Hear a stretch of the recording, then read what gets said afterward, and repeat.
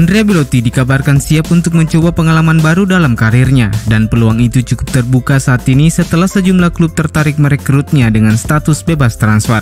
Sebagaimana laporan dari Il Corriere della Sera mengungkapkan bahwa kontrak Belotti bersama Torino akan berakhir Juni tahun ini, yang berarti ia bisa hengkang ke klub lain sebagai agen bebas pada jendela transfer musim panas mendatang.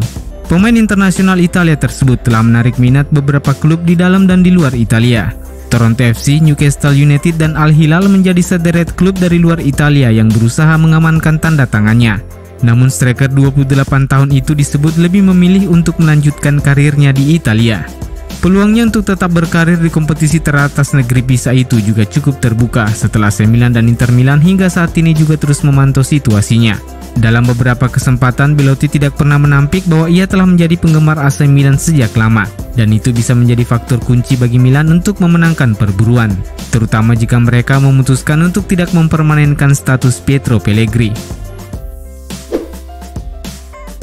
AC Milan dikabarkan menjadi sederet klub yang telah mendaftarkan minatnya untuk mendapatkan Jesse Lingard dari Manchester United. Milan mengincar pemain asal Inggris itu dengan status bebas transfer di musim panas mendatang. ESPN melaporkan bahwa Lingard memiliki kontrak yang akan habis Juni tahun ini, dan masa depannya bersama tim Setan Merah tengah berada dalam ketidakpastian. Ia hanya memainkan 8 pertandingan di Liga untuk United sejauh ini, dan kedatangan Ralf Rangnick juga tidak mengubah statusnya sebagai penghangat bangku cadangan. Dan ini bukan situasi yang menguntungkan untuk sang pemain di tengah motivasinya untuk mendapatkan tempat kembali ke skuad Inggris jelang Piala Dunia 2022 di Qatar. Oleh karena itu, gagasan untuk hengkang ke klub lain yang bisa memberinya jaminan bermain yang lebih banyak tengah dipertimbangkan Jesse Lingard. Tottenham Hotspur dikabarkan telah mendaftarkan minatnya untuk memboyong Lingard, namun mereka belum melayangkan penawaran resmi. Di luar Inggris, Milan dan Barcelona juga telah mengisyaratkan minat mereka untuk gelandang serang 29 tahun tersebut. Seperti yang telah kami beritakan sebelumnya, bahwa Milan saat ini telah menunda pengejaran mereka terhadap Sven Botman setelah Lille menolak untuk melepas pemain bertahan asal Belanda itu di jendela transfer Januari ini.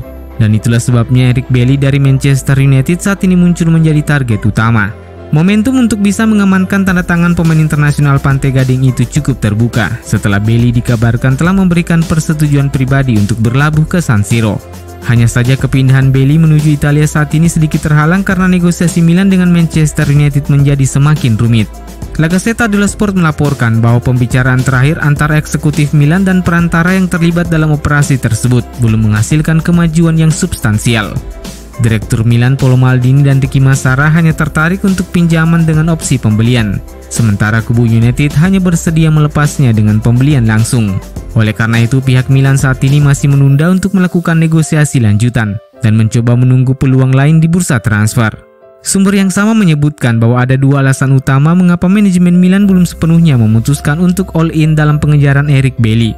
Alasan yang pertama adalah catatan cedera yang dialami Bailly selama berseragam Manchester United. Oleh karena itu, ide Milan adalah mencoba melihat perkembangan sang pemain selama 6 bulan peminjaman terlebih dahulu, sebelum memutuskan apakah akan menggunakan opsi untuk membelinya secara permanen. Alasan yang kedua, karena Eric Bailly saat ini masih bermain untuk tim nasional Pantai Gading di Piala Afrika, sehingga sang pemain bisa saja terlambat bergabung apalagi jika Pantai Gading berhasil menembus final Piala Afrika. Selain itu, andai Eric Bailly jadi bergabung dengan tim, adaptasinya juga akan terhambat karena jelas ia memerlukan recovery beberapa waktu sebelum bergabung bersama skuad. Meskipun Eric Bailly saat ini menjadi target utama Milan untuk penguatan sektor pertahanan, namun rumitnya negosiasi dengan pihak Manchester United membuat Milan masih mencoba melihat peluang lain yang hadir di bursa transfer. Oleh sebab itu, Milan belum mengurungkan rencana mereka untuk bisa mencoba merekrut Abdou Diallo dari PSG. Bek tengah asal Prancis tersebut menjadi salah satu profil yang cukup menjanjikan karena reputasinya sebagai wildcard di sektor pertahanan. Mengingat sang pemain tak hanya bisa bermain sebagai bek tengah tapi juga bisa bermain sebagai bek kiri. Oleh karena itu, dia bisa menawarkan pilihan sebagai backup bagi Theo Hernandez. Hanya saja pihak PSG saat ini belum mau menurunkan tuntutan mereka. Dan Milan di lain sisi mencoba menunggu hingga detik-detik akhir bursa transfer Januari demi bisa mendapatkan bek tengah 25 tahun itu melalui formula peminjaman.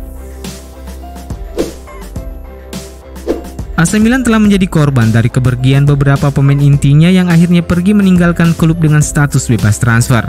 Dan manajemen Milan saat ini digambarkan tengah mencoba menggunakan metode yang sama demi bisa mendapatkan sejumlah pemain berstatus agen bebas dari klub lain.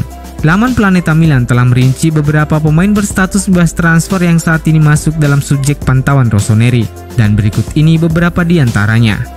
Di lini pertahanan, Antonio Rudiger menjadi salah satu profil yang cukup disukai manajemen. Namun sang pemain saat ini nampaknya lebih dekat untuk memperpanjang kontraknya dengan Chelsea. Begitu pula dengan Matthias Ginter yang akan meninggalkan Borussia Mönchengladbach, tapi Borussia Dortmund dan Bayern Munich saat ini menjadi yang terdepan mengamankan tanda tangannya. Profil yang paling realistis saat ini adalah Jason Denayer yang akan meninggalkan Olympique Lyon.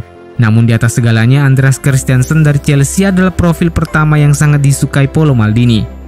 Di lini tengah, Boubacar Kamara dari Marseille dan Denis Zakaria dari Borussia Mönchengladbach adalah figur yang sedang dipantau untuk mengantisipasi kepergian Frank Kessie. Satu nama lain adalah Corentin Tolisso dari Bayern Munich, hanya saja gaji sang pemain yang tinggi menjadi penghalang.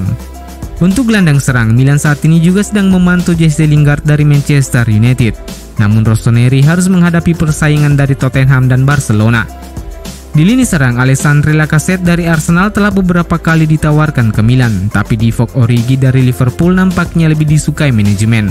Andrej Kramaric dari Hoffenheim dan Sardar Azmoun dari Zenit juga ada di dalam daftar, seperti halnya Andrea Belotti dari Torino.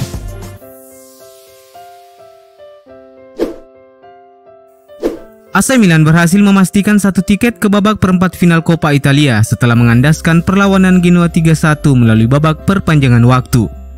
Genoa sebenarnya sempat unggul di babak pertama melalui gol Leo Ostigard. Namun Milan berhasil menyamakan skor melalui gol Olivier Giroud di babak kedua.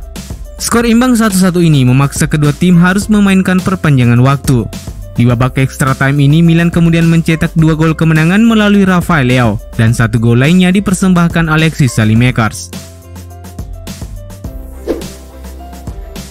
Keberhasilan Milan melaju ke babak perempat final Coppa Italia musim ini usai mengalahkan Genoa 3-1 di San Siro turut menghadirkan sejumlah fakta menarik. Dan seperti dilansir dari laman resmi klub, berikut ini ulasan selengkapnya. AC Milan telah mencapai babak perempat final Coppa Italia untuk ke-13 kalinya secara beruntun. AC Milan dan Genoa adalah dua tim yang paling sering melakukan babak perpanjangan waktu di kompetisi ini sejak musim 2011-2012, di mana AC Milan 11 kali dan Genoa 9 kali. Rafael Leao telah terlibat dalam 4 gol dari 3 pertandingan pada tahun 2022 dengan rincian 2 gol dan 2 assist. Theo Hernandez menjadi bek Serie A pertama yang mencapai angka ganda untuk keterlibatan gol musim ini dengan 4 gol dan 7 assist. 6 gol yang telah dicetak Olivier Giroud di semua kompetisi musim ini semuanya tercipta di pertandingan kandang.